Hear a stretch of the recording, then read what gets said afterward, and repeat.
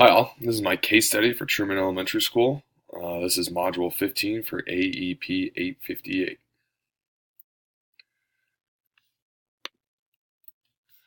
Alright, so Category 1, Problem Identification and Analysis. So here's what we know. Some demographics information. Truman Elementary is pre-K through 8. It's a suburban area near a medium-sized city in the Midwest. We're one of 4 elementary schools, and we're the largest of those 4 in the district. We're home to about 700 students. 15% of those students are free and reduced lunch. 5% are ELL. That means mostly Spanish-speaking students. And as of this year, this is my second year as a principal. I was promoted within the district, so I was a teacher here first, and then I was promoted, and now this is my second year.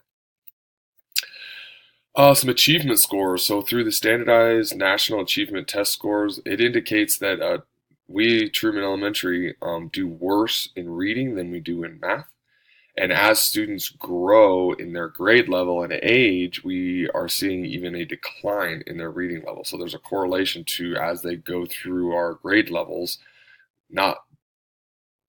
their reading doesn't get better; it actually declines. So this is a severe issue, a thing that we're concerned about.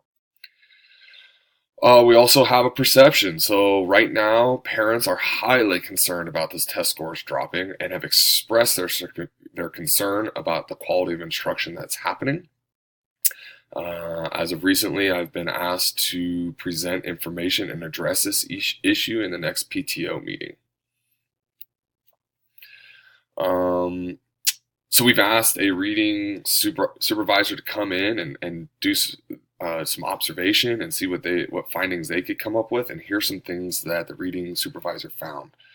That teachers are using a basal reading program that the district has assigned.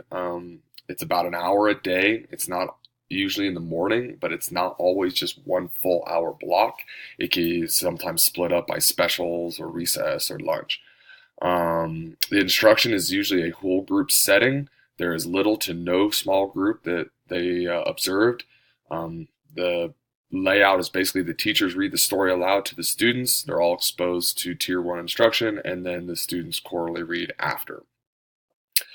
All students are receiving reading, writing, and spelling in the same way. There is little to no differentiation, and when differentiation is happening, the reading supervisor basically said it's the strategies that they're using, they basically taught themselves, so it doesn't really actually apply, and the strategies are out of date and they don't back up modern research about strategies that actually work.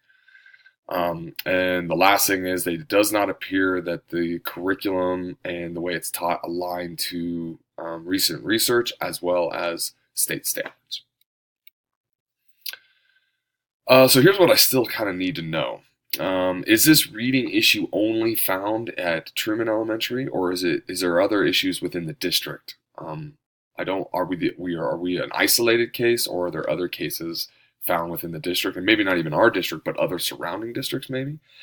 Has there been any professional development to help these teachers with instruction and how to present this basal curriculum?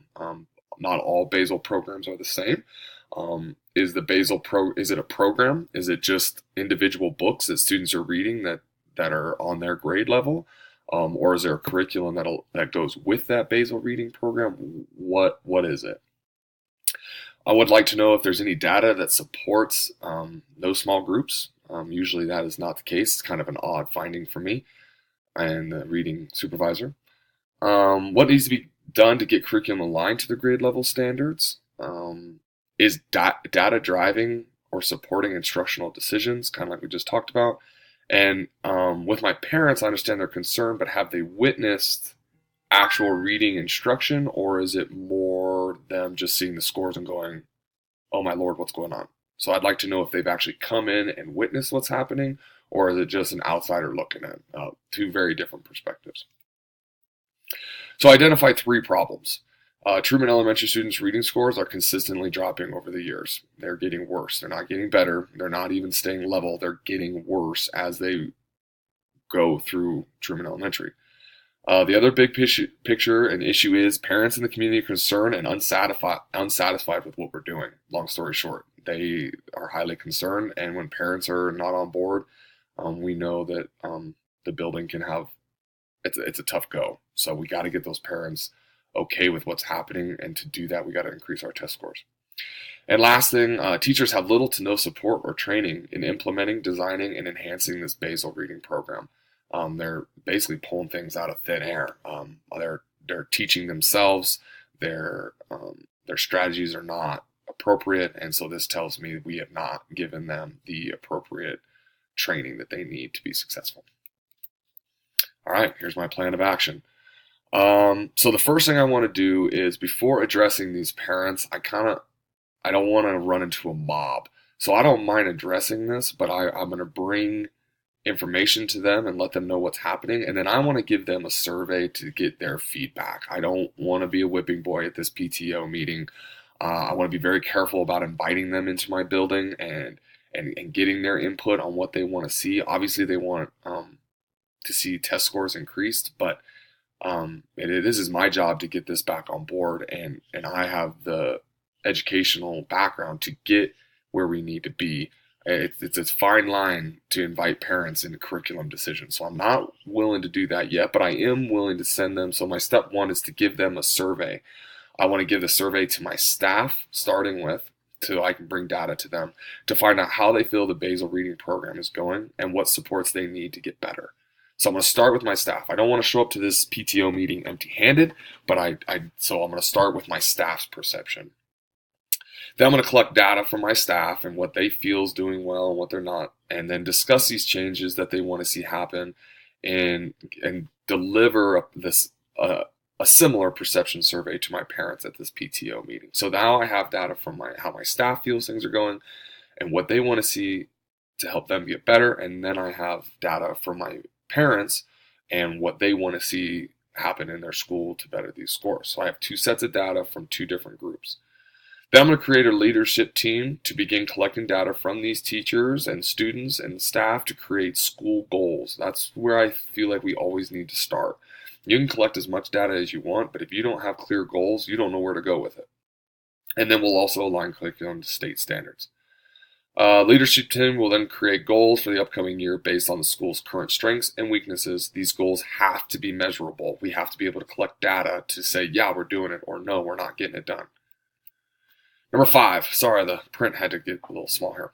The staff and leadership team will analyze and dissect the data. We'll look at demographics, achievement, and growth, all this data to help find trends and identify gaps within that growth. Okay. Then we're going to develop a professional development days for the staff to be trained in the basal instruction. So here's my big piece here. The focus of these PD days will be on small group and differentiated instruction. This will now be an expectation school-wide when teaching ELA. The whole group is important, but then we need to be able to differentiate and split up into small groups so each kid's getting what they need. And so this will be an expectation, so that our PD will focus around this. Then admin and leadership will develop a school improvement plan from there.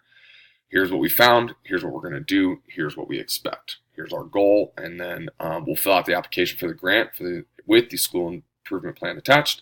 And then we will reevaluate and assess school improvement every semester. So we'll do it twice a year so that we can look at the data. We can say what we're doing right, what we're doing wrong, what needs to change, what needs to happen the same, things like that. We need to address this multiple times a year. So some strategy I used to implement this plan, we worked on collaboration with a bunch of different parties. We aligned curriculum to state standards. We created a school culture that is data-driven, which I think is huge. We provide professional development opportunities for my staff, and then we create a relationship of trust and communication between the community and the staff. So we got to rebuild that. Okay, so we're resolving the issue. So we're resolving this issue, and obviously with the kids' interest in mind. That needs to be the overall thought. Many times we'll think about, oh, what's easiest for me, and that's not always what's best for kids. What is best for kids? So when parents are involved, student success rises. This is found in a research article I found by Cotton from 1989. So this tells you way back even in 1989, this still applied.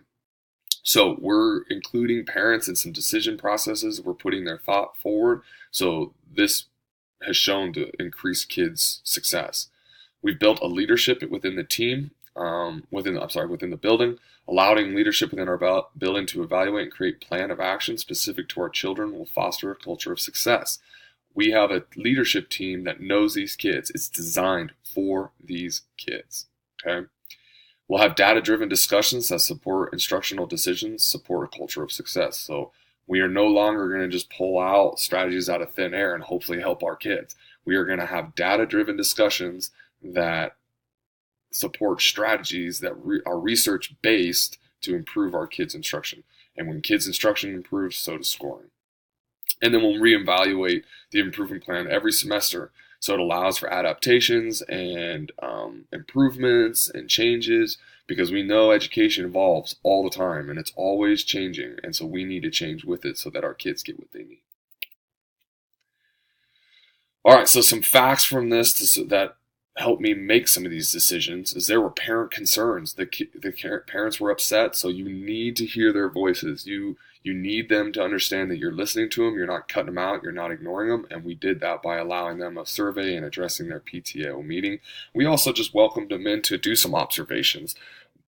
Some of them came in, some of them might not.